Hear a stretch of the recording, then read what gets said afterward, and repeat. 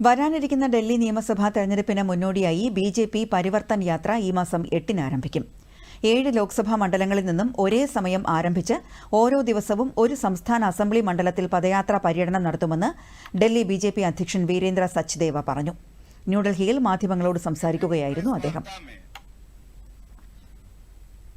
कट्टर बेईमान पापी आप अब कट्टर गुंडों की पार्टी बन गई है और आपको मैं ये बताना चाहूंगा बड़ी जिम्मेदारी से, आज की इस प्रेस वार्ता में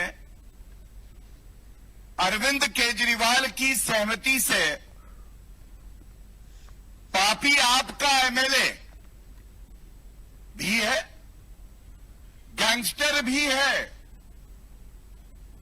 पापी आप, गुंडा पार्टी आप, इनका सबसे बड़ा समर्थक कौन?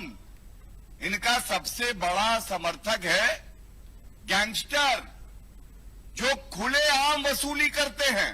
और वसूली करवाता कौन? പാർട്ടി നേതാക്കളും പ്രവർത്തകരും പ്രദേശവാസികളുമായി സംവദിക്കും.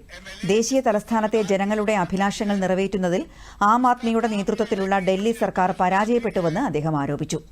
പരിവർത്തൻ യാത്ര ഈ മാസം 20 വരെ തുടരുമെന്നും വീരേന്ദ്ര സച്ദേവ അറിയിച്ചു.